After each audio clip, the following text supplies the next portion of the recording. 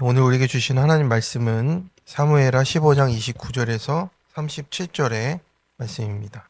사무엘하 15장 29절에서 37절의 말씀 함께 합독하겠습니다. 사독과 아비아달이 하나님의 궤를 예루살렘으로 도로 메어다 놓고 거기 머물러 있으니라. 다윗이 감람산 길로 올라갈 때에 그의 머리를 그가 가리고 맨발로 울며 가고 그와 함께 가는 모든 백성들도 각각 자기의 머리를 가리고 울며 올라가니라. 어떤 사람이 다윗에게 알리되 압살롬과 함께 모반한 자들 가운데 아히도벨이 있나이다 하니 다윗이 이르되 여호와여 원하옵건대 아히도벨의 모략을 어리석게 하옵소서 하니라. 다윗이 하나님을 경배하는 마루턱에 이를 때에 아렉 사람 후세가 옷을 찢고 흙을 머리에 덮어 쓰고 다윗을 맞으러 온지라. 다윗이 그에게 이르되 내가 만일 나와 함께 나아가면 내게 누를 끼치리라. 그러나 내가 만일 성읍으로 돌아가서 압살롬에게 말하기를 왕이여 내가 왕의 종이니이다. 전에는 내가 왕의 아버지의 종이었더니 이제는 내가 왕의 종이니이다 하면 내가 나를 위하여 아히도벨의 모략을 패하게 하리라. 사독과 아비아달 두 제사장이 너와 함께 거기 있지 아니하냐. 내가 왕의 공중에서 무엇을 했든지 사독과 아비아달 두 제사장에게 알리라. 그들의 두 아들 곧 사독의 아히마아스와 아비아달의 요나단이 그들과 함께 거기 있나니 너희가 듣는 모든 것을 그들 편에 내게 소식을 알릴지니라 하는지라. 다윗의 친구 후세가 곧 성읍으로 들어가고 압살롬도 예루살렘으로 들어갔더라. 아멘.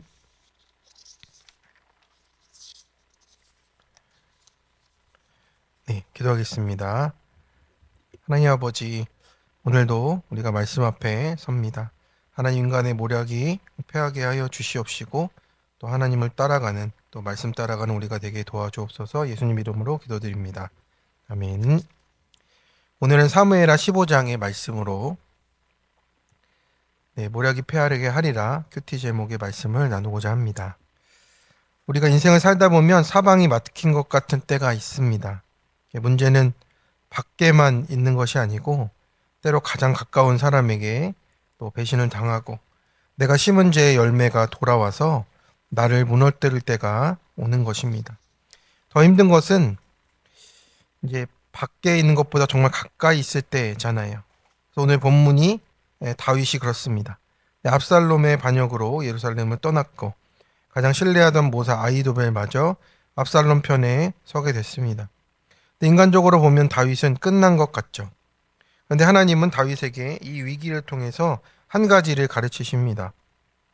세상은 모략으로 움직이지만 하나님의 사람은 기도로 움직입니다. 그래서 사람의 모략보다 하나님의 섭리가 크고 사방이 막힌 것 같아도 기도하는 자의 길이 막히지 않는다라는 겁니다. 인생의 위기는 하나님이 나를 버리신 증거 이게 아니고 하나님께 돌아오라는 초대장인 겁니다. 그래서 오늘 본문을 통해서 하나님께서 우리에게 기도에 대해서 또 우리가 지혜와 도움을 얻는 그 삶이 무엇인지를 묵상해 보고자 합니다. 첫 번째, 사방이 막힐지라도 기도만이 살 길입니다.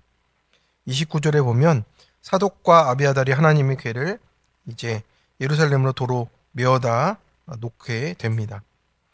다윗은 언약궤를 돌려보냈죠. 하나님의 임재의 상징이었지만 어제 말씀대로 그런 상징을 의지하는 것이 아니라 하나님이 나를 살린다라는 믿음으로 나아갑니다.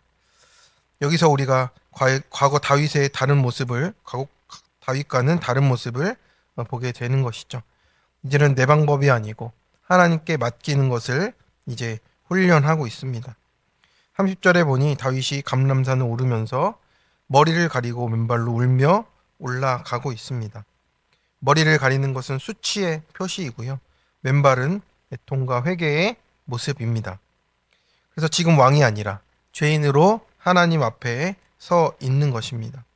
압살롬 때문만이 아니고 자기의 죄의 열매를 먹고 있기 때문에 그렇습니다.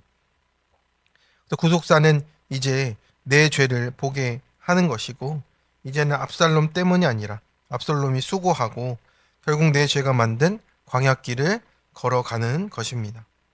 그래서 결정적인 31절의 말씀을 보면 이제 아히도벨이 압살롬과 함께 있다라는 것을 이제 알게 됩니다. 이 소식은 네, 정말 사망의 선언과도 같습니다. 이제 평생 다윗과 함께 했던 이 모략가였습니다. 최고의 전략가였습니다. 그러니 이제 삼국지로 보면 제갈공명과 같은 사람이고 다윗의 모든 전략과 또 방법을 다 알고 있는 사람입니다. 그래서 그 사람이 어느 정도였습니까? 16절에 이제 16장에 나타나는데 그가 베푸는 계략이 하나님께 물어 받은 말씀과 같은 것이라 할 정도로 천재적인 전략가라는 것을 보게 됩니다. 그러니 다윗의 마음이 무너질 수밖에 없는 거예요. 그만큼 그 조언을 사람들이 신뢰했고 그 전략대로 했을 때 승리했던 것을 알 수 있습니다. 그런데 이 뒷배경에는 놀라운 사실이 숨겨져 있습니다. 아이도벨은 이제 밧세바의 할아버지로 나타납니다. 그래서 사무엘하 11장에 나오는 밧세바의 아버지는 엘리암인데 엘리암이 아이도벨의 아들로 기록이 되는 거예요. 그러니 아이도벨은 다윗의 죄를 가장 가까이서 보게 된 사람입니다. 손녀가 왕에게 빼앗겼고 사위 우리아가 죽었습니다. 그 가문이 욕된 것을 경험하게 된 거죠. 그러니 그 이후로부터 겉으로는 충성했는데 속에는 이제 다윗에 대한 미움과 판단이 계속 쌓여간 것을 생각할 수가 있습니다. 그래서 이렇게 죄는 반드시 공동체에 상처를 남기게 됩니다. 다윗의 한 번의 죄가 결국에는 왕국 전체를 흔드는 죄로 이렇게 무너뜨리고 있다고 하는 것입니다. 그래서 아이도벨은 결국에는 나중에 이런 계략을 짭니다. 다윗만 죽이면 된다라고 이렇게 계략을 짤 정도로 다윗에 대한 이 부분이 결국에는 반역에까지 이르게 하는 그 열매를 맺게 된 것입니다. 그래서 이제 다윗은 자신이 정말 이렇게도 무너진 사람이구나. 그리고 자신의 문제 때문에 발생된 이 모든 것에 있어서 사람을 믿을 수 없다라는 것을 끝까지 생각하게 됩니다. 그래서 그저 한 문장을 기도하는 모습이 여기에 나오잖아요. 여호와여 원하건대 아이도벨의 모략을 어리석게 하옵소서 이렇게 기도하는 겁니다. 그래서 아이도벨을 죽여달라 기도하는 것이 아니고 모략을 무너뜨려 달라라고 기도하고 있습니다. 그 죄와 악한 계력을 무너뜨려 달라고. 우리는 어떻습니까? 문제를 없애달라고 기도하는데 하나님은 그 문제를 통해서 우리가 기도하라고 하고 계십니다. 가정과 건강과 또 삶의 모든 문제와 관계가 꼬여질 때 하나님이 우리를 기도의 자리로 부르고 계십니다. 그래서 사방이 막혔다고 느껴지는 그 자리가 사실은 하나님께 가장 가까이 가는 자리가 되고 있습니다. 그래서 오늘 작년의 간증도 들으셨겠지만 이제 3살 때 화상으로 얼굴과 손에 3도 화상을 입은 집사님 이야기였잖아요. 그래서 수술을 잘못한 의사에게 복수하려고 미친 듯이 공부해서 인테리어 대전에서 대상 받고 대학원도 수석하고 인테리어 회사도 세우고 회사 규모도 커졌는데 결국엔 교만에 사건이 와서 갑의 위치와 회사의 갑질을 고발하니까 더 심한 갑질을 당해서 이제 회사가 어려워지는 일을 겪으면서 내 교만을 꺾게 하시는 하나님을 만나게 되었다. 그렇게 기도하게 되는 일을 겪게 됩니다.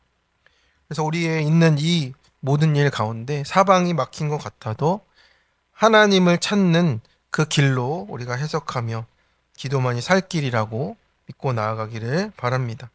그래서 내 힘으로 해결할 수 없는 상황이 와야 비로소 하나님을 찾는 우리임을 고백하면서 우리가 오늘 적용할 것은 사람을 찾기 전에 먼저 하나님을 찾는 우리가 되는 것입니다. 적용 질문입니다. 지금 내 삶에서 가장 답답하고 막혀있는 문제는 무엇입니까? 그 문제 앞에서 머리를 가리고 맨발로 애통하며 하나님께 올라갑니까? 아이도벨처럼 미움과 판단을 품고 자라나게 하지 않습니까? 사방이 막힌 이때에 하나님만 찾고 의지합니까? 2번째입니다. 기도 가운데 지체를 통해 지혜와 도움을 얻게 하십니다. 32절에 보면 다윗이 하나님께 경배하는 그 마루턱에 이를 때에 아렉 사람 후세가 옷을 찢고 머리에 흙을 뒤집어 쓰고 찾아왔습니다. 이것은 이제 다윗이 정말 친하게 지냈던, 정말 마음 터놓고 지냈던 후세가 이게 온 거예요.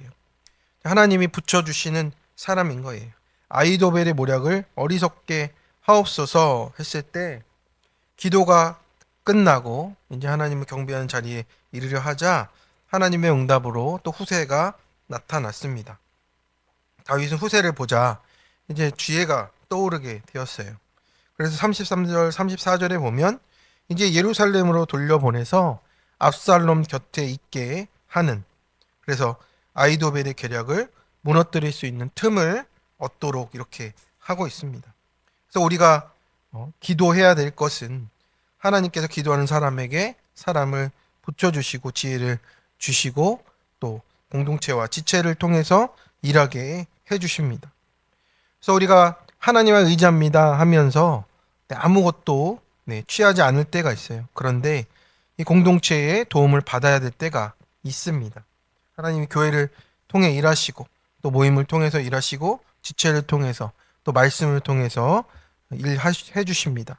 그래서 호세가 없었다면 다윗은 이제 압살롬이 무엇을 하는지 알 수가 없었겠죠. 그런데 이렇게 아이도벨의 계략을 막을 수 있도록 후세가 지금 찾아오게 하신 겁니다. 하나님이 기도에 응답하셔서 이 사람을 통해서도 일해 가십니다. 생각해보면 우리도 그렇습니다. 힘들 때 건네준 위로의 한마디가 있고 또 들었던 간증이 있고 또 가족들의 또 기도가 있고 또 말씀의 묵상 가운데 주시는 깨달음들이 있습니다. 이 모든 것들이 하나님께서 우리에게 허락해 주시는 응답인데 우리가 그것을 귀막고 마음을 막을 때가 있어요. 그런데 하나님의 응답이 또 말씀을 통해서 또 우리 지체들을 통해서도 공동체를 통해서도 온다라고 말씀을 하시는 겁니다. 그래서 우리가 교회를 떠나면 안 되고 혼자 신앙생활하면 그 공급을 놓치게 되어 있습니다. 그래서 37절에 보니 후세는 예루살렘으로 돌아가고 압살롬도 예루살렘으로 들어간 겁니다. 지금 겉으로 보면 압살롬이 득세해서 이제 모든 것을 이긴 것 같습니다. 그런데 하나님은 다윗의 기도를 들으시고 일하고 계신다는 거예요. 하나님의 섭리가 보이지 않는 곳부터 움직이고 있음을 보여주십니다. 그래서 우리도 마찬가지입니다. 지금은 아무 변화가 없어 보일 수 있습니다. 그런데 기도한 자리에서 하나님이 이 사람을 이미 준비시키고 계시고 후세를 보내고 계신다는 것을 오늘 우리 말씀을 통해서 보게 됩니다. 오늘 다윗은 자신의 죄로 광야길을 가고 있습니다. 그 광야길에서 다윗이 또 하나님을 붙잡고 또 회개의 길을 갈 때 또 기도에 또 은혜를 허락해 주셨고 사람을 붙여주시고 지금 하나님의 일을 행하고 계십니다. 우리도 인생의 광야를 지나며 지금 사방이 막힌 것처럼 느껴질 때 하나님을 만나는 이 길임을 믿고 그 광야의 길을 걸어가시기를 축원합니다. 그래서 기도하고 내가 보내는 공동체의 도움을 받으라 하시는 하나님의 말씀을 음성으로 듣는 우리가 되기를 축원합니다. 적용 질문입니다. 하나님이 내 곁에 붙여주신 후세와 같은 사람은 누굽니까? 최근 들은 말씀과 권면 중에 외면하는 것은 무엇인가요? 지체들을 통해 하나님의 응답과 위로 도움을 누리고 있습니까? 오늘 내 문제를 함께 나누고 기도할 사람은 누구입니까? 우리 함께 기도하겠습니다. 오늘도 사랑과 은혜로 우리를 다스려 주시는 하나님 아버지, 오늘 사무엘하 15장의 말씀을 통해서 다윗의 광야길 가운데 회개의 자리 또 기도의 모습으로 또 나아가는 다윗의 모습을 보며 하나님이 그 가운데도 일하심을 보게 하십니다. 다윗이 압살롬의 반역과 아이도벨의 모략 앞에서 무너질 수밖에 없는 상황에 사람을 의지하지 않고 먼저 하나님께 부르짖으며 나아간 것처럼 우리도 사방이 막혔을 때에도 기도의 자리로 나아가도록 인도하여 주시옵소서. 어려움을 만날 때 사람을 먼저 찾고 걱정과 계산으로 나아가는 것이 아니고 이제는 내 죄를 보며 하나님 앞에서 내가 교만했던 부분이 꺾여지고 하나님을 만나는 그 광야길을 걸어가도록 인도하여 주옵소서. 회개의 눈물을 회복하고 또 억울함의 눈물이 아니라 남의 허물이 아니라 내 안에 있는 아이도벨을 보며 그 모든 마음을 십자가 앞에 내려놓도록 역사하여 주시옵소서. 기도가 살길임을 알게 하여 주시옵시고 다윗의 그 짧은 기도에도 응답하신 것처럼 우리에게도 믿음의 동역자와 또 하나님의 응답으로 함께하여 주시옵소서. 오늘도 우리의 가정과 일터와 교회 가운데 하나님의 선하신 뜻을 이루어주시고 우리의 모략을 깨뜨리며 주님의 뜻을 이루시는 우리 주 예수 그리스도의 이름으로 기도드립니다. 아멘.